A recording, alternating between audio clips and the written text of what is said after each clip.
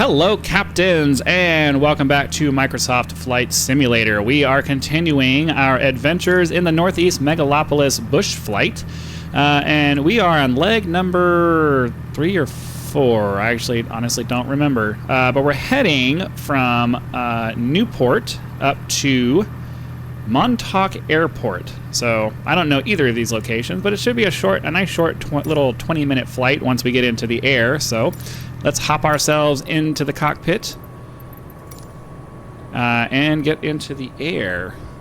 Get that parking brake turned off so that it doesn't mess with me this time. I'm slowly learning to remember all the little things I need to remember all the little things I need to do to keep this thing flying smoothly and hopefully stop making some of the really dumb mistakes I've been making this entire flight. Just trying to keep on that center line. Come on, up. We're past the V's. Let's go. Okay, I remember that the landing gear is a toggle and not a switch. Oh, all right, come on. Pitch trim. All right, and then I have set up my autopilot before, so those of you who have been watching will ideally not have to put up with, yeah. Why is it setting to the VOR, though? Okay, come on. I don't understand what the problem is here.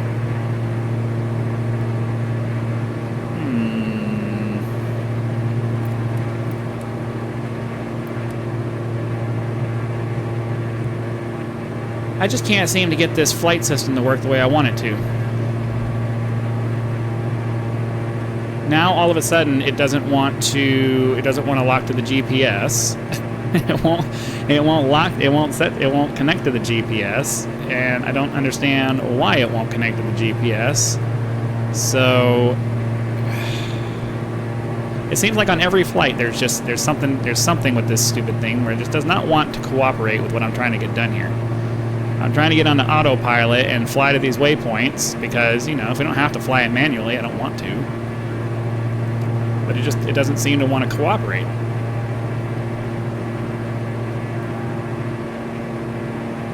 All right, we've already passed the altitude that I wanted to be at, so that's, I don't know. Let me read this first one off, and then maybe we'll try to see if we can figure out this thing. After launching, set a course to the southwest to Newport, located on Narragansett Bay. So that's where we're heading over to here.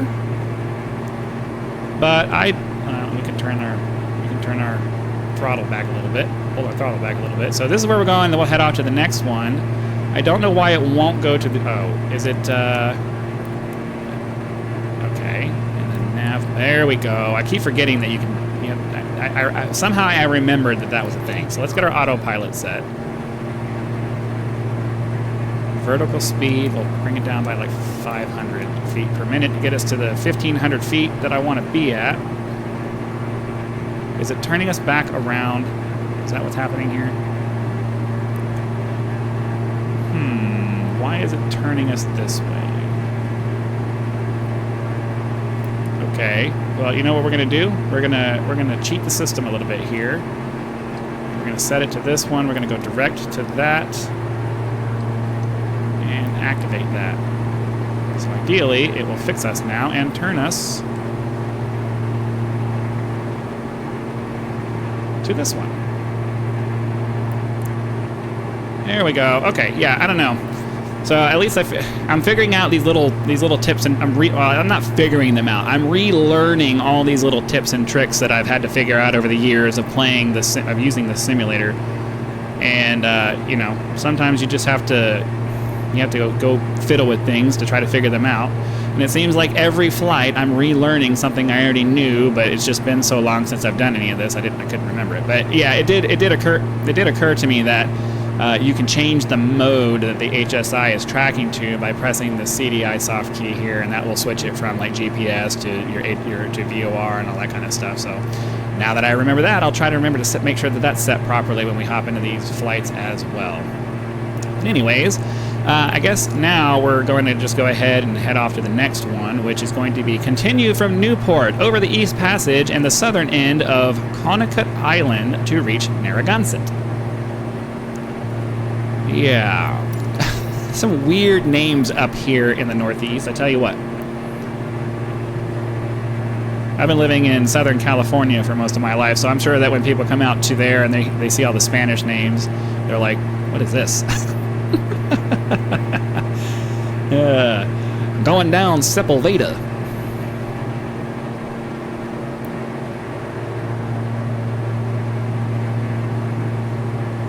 So, what do we want to talk about today? I don't know. I mean, obviously we have to fill the gap in between these things. I mean, I could cut in between, but this is only a 20-minute flight, and 20 minutes is kind of like my minimum video length. It's kind of I have a bracket of like 20 to 30 minutes for all of my videos, so that, you know, there's some kind of consistency in what I'm putting out.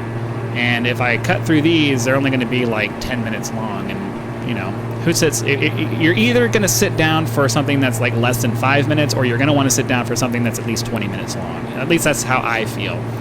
When I look at like 10, 12, 13 minute, 10 or 15 minute videos, I'm like, if the content, if the thumbnail and the title are interesting enough, it might grab my attention. But, you know, I'm on YouTube a lot, so maybe I guess I'm not a good representation as to what the average person who uses YouTube is going to be interested in, because I spend most of my day on YouTube at this point. When it comes, I'm either recording for YouTube, or I'm watching YouTube, or I'm doing all that kind of stuff because I'm trying to build a business here. But I don't know.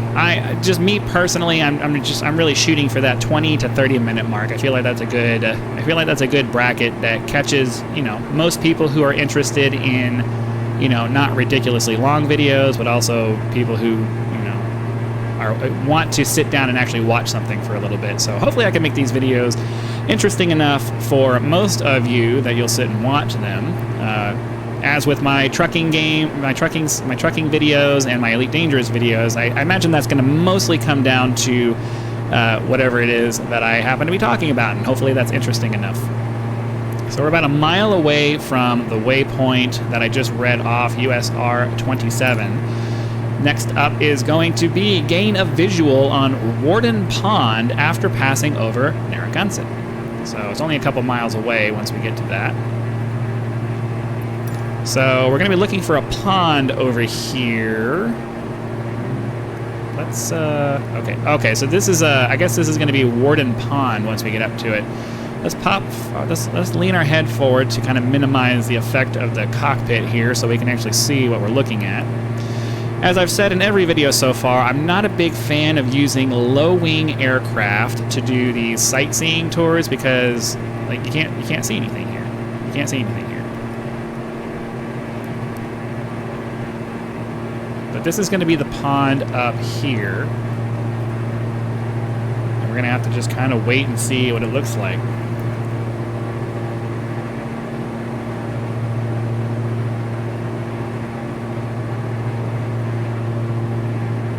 I'm responding to a comment.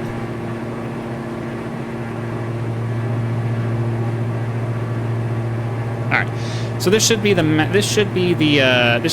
pond that they were talking about up here. What was it called? It was called Warden Pond. I'm not sure if this is just an arbitrary VFR point that they picked just because they wanted to. Maybe there's some kind of history behind it, but they didn't bother to go into detail. So, who knows? You know what I mean? Like, I'm grateful that they took the time to put together these flights because it kind of gives you something to do without having to figure it out. But at the same time, I kind of wish they'd gone the whole way on all of the points of information, because it's like, why are we going to Warden Pond? Is it just because it's just a very easily seen VFR waypoint, or is there actually something interesting about the place and that's why we're flying over it? I have to imagine that is probably case number 2, or they would have put the relevant information about it. Because most of these waypoints, when they have some kind of historical information, will tell you that, hey, there's something here. But I don't know. They don't always do it. The recommended altitude for these flights is about 1,000 feet AGL, so that you can get a good view. So I'm kind of trying to follow that, but it feels unintuitive, especially in a plane like this. I feel like I should be up at least like 5,000 feet or something like that. But you're not going to get any kind of detailed view of the ground from there, so let's hop over it. Fortunately, you can't sit in this seat and then look to the right and stay in that seat and try to get a better view. So Whatever. All right, so it looks like we're about to move on to the next waypoint. So we're going westerly. Continue on a west-southwest course, staying just to the north of US Route 1 to reach the town of Westerly, located in the southwestern corner of Rhode Island on the border with Connecticut. And we're making our way through a bunch of states in this flight. Started out in Maine, and we're already getting down into Rhode Island. So that's cool.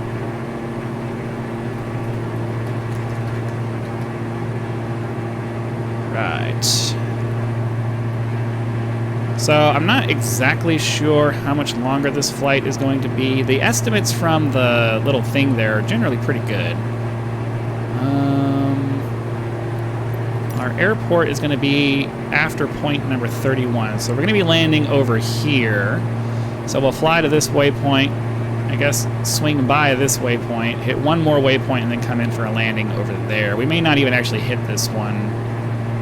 We may just kind of fly in and then come in for our landing and just glance at it. Because I have noticed that the bush trips don't actually track whether you actually went to a waypoint. If we wanted to fly just direct to the airport, that would actually count as having finished the flight. But that would be lame and boring. But, you know, sometimes you do things just because you feel like it. But we're not going to do that here. You guys came here to watch a bush flight. You guys came here to get some good information, and I'm not going to do that to you.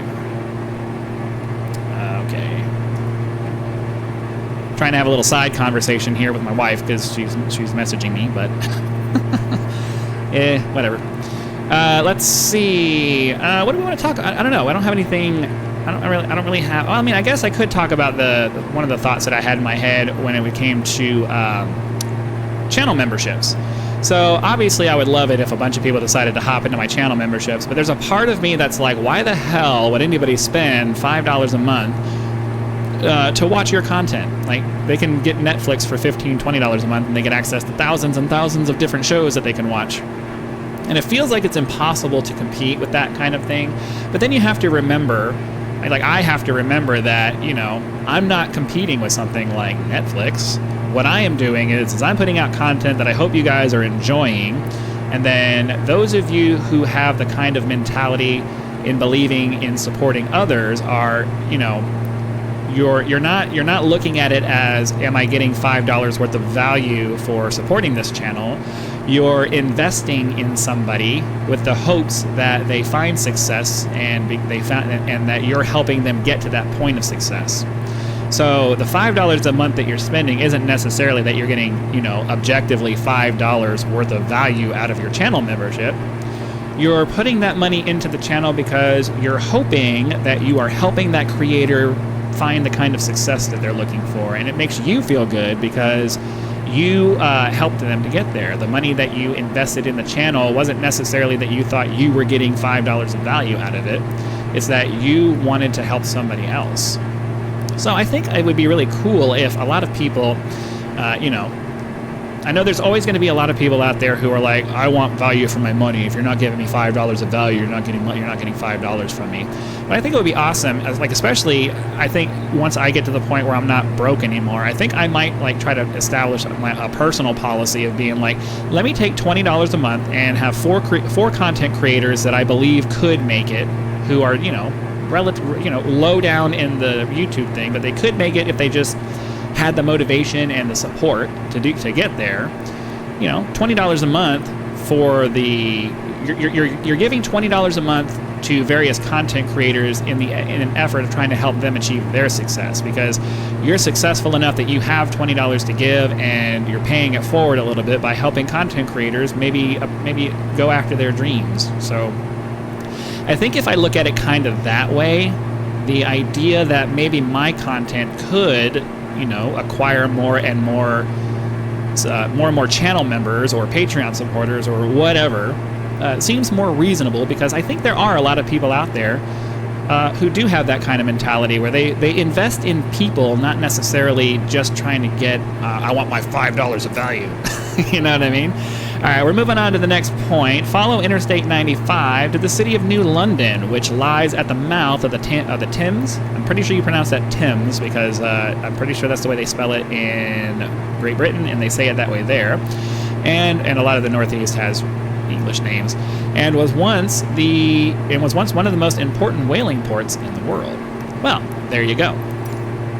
So yeah, I think, you know, while I do have a lot of confidence from my time, from my more than a decade in the Marine Corps, you know, most of us tend to be very self-conscious about things, and when you start getting into asking people for money, that's a very uncomfortable thing for most people. There's a reason why sales is such a hard job. It's why it's such a stressful job, because you're trying to convince somebody to, you know, give up their hard-earned cash and give it to you for some reason, whether you're selling a product or you're selling a service, or you want them to donate to your cause, or whatever it is.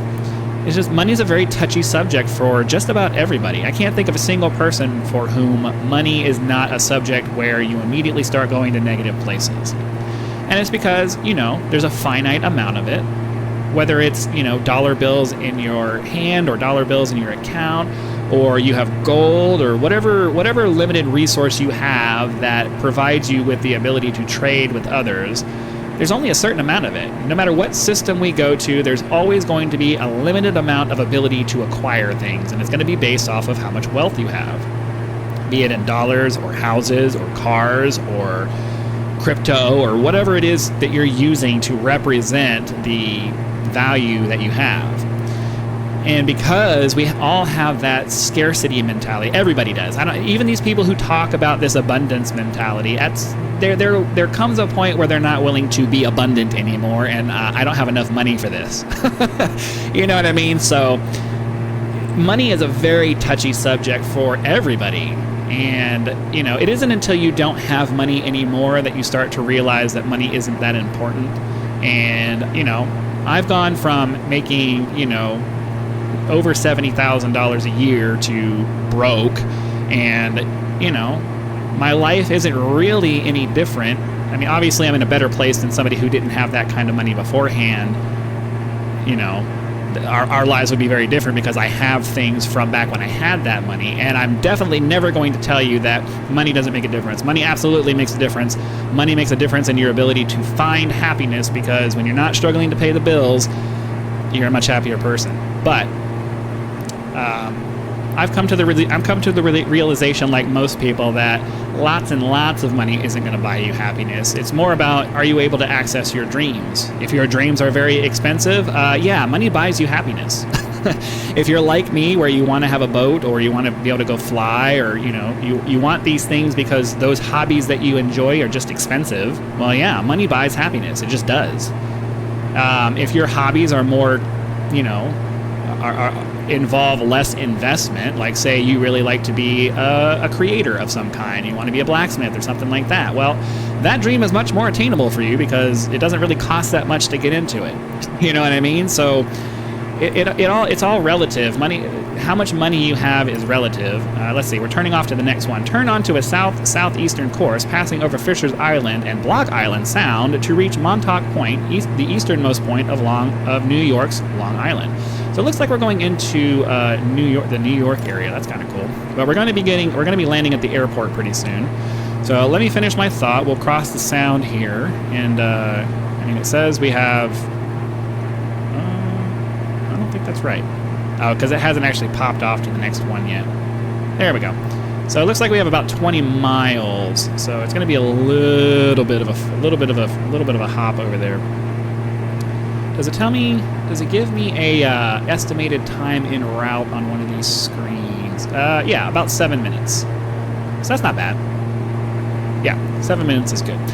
So you know, it's just the reality is that money is like everything else. It's going to be a subject that, depending on your upbringing and what you think about it, the subject is going to affect you in a different way than maybe somebody else. And, you know, for me, I don't like to ask people for things. My upbringing was very much you figure it out yourself, because that's what our family always did. We always just kind of figured it out ourselves. We never really asked anybody for help, and that's just how I was raised. And that's a pride thing, you know. I grew up in a very prideful household, and I mean that in a kind of a negative way. And, you know, that leaves an imprint on you. And then the Marine Corps obviously the Marine Corps has a get it done mentality. So in combination with my do it myself mentality and then the get it done mentality that the Marine Corps imparts upon you, well, you know, it makes me not want to rely on other people. But the true fact of the matter is that we live in a world where you can't do it all yourself unless you're going to go like live out in the bush or something and you know, build a homestead or something like that up in Alaska or wherever you can do that kind of stuff. And I don't want to go that far on on my own, because that's way too much work, way more work than I really want to put into life. So, you know, if I'm gonna be successful in the world, I have to learn to get to the point where I can start asking people for things, and that includes asking people for money. Obviously, I don't want to be a leech or anything like that. If I can provide something that you feel is worth supporting, then yeah, click that join button. See if the perks are something you would be interested in partaking in. But realize that. Just checking my flats. I don't think I even turned them on when I took off, but I just wanted to make sure they were up. Realize that the money that you're putting into anybody's channel, whether it's my channel or somebody else, it doesn't really matter. The money that you're putting in there is to help them grow. You know, assuming they're a small creator. If they're big, massive content creators, well, you know, your $5 a month isn't really going to make much of a difference for them.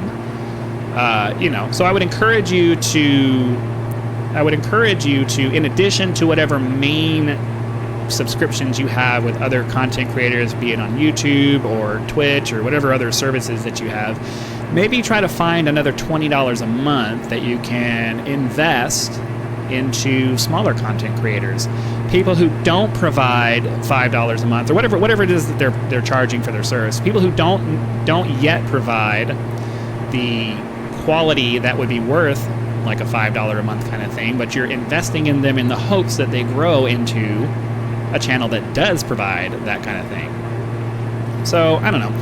Investing is one of those things that's extremely difficult to do in any circumstance, whether you're investing your money into a business or you're investing your money into, I mean, obviously if you're investing your money into a YouTube channel, you're never getting any of that back. That is more of a social investment rather than a financial one, because you're helping somebody get from no progress up to, you know, being able to support themselves with something they love to do.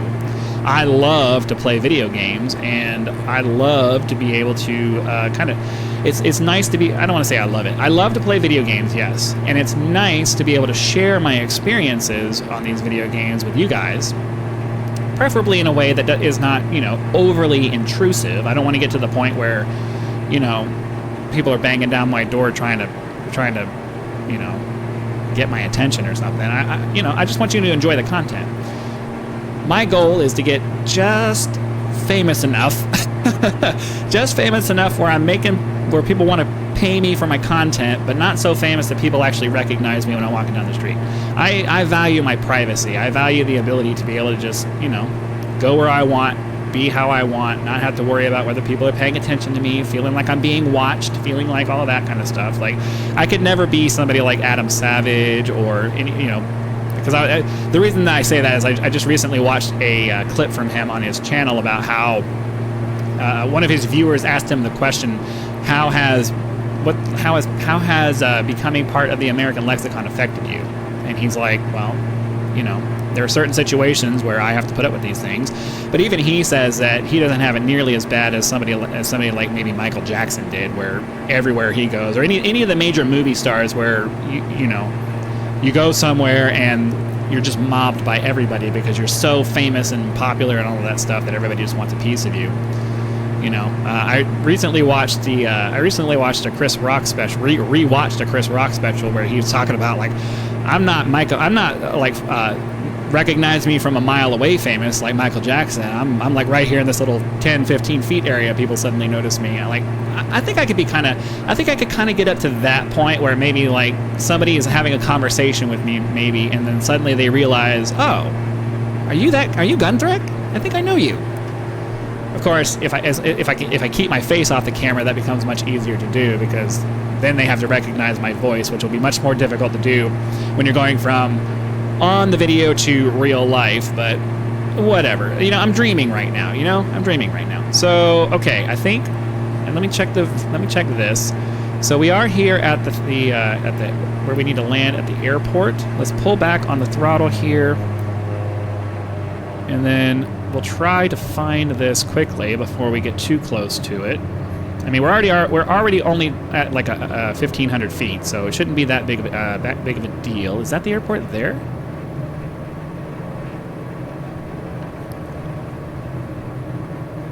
I think it might be. What does the airport look like? Yeah, I think that might be it. I mean, we're definitely close. Yeah, that's the airport. All right, so let's get our speed down. Get our flaps down. Get our speed down. I'm trying to slide a little bit to drop some altitude here, but I didn't crank on the ailerons enough. Okay, so that should be enough. Get our landing gear out. So I really struggle with landing this thing because the throttle response is just so it feels weird to me. I'm not sure why. It just feels super weird. So we need to clear these trees. Preferably not crash. Probably should have landed the other way. I don't think we're intended to land this way.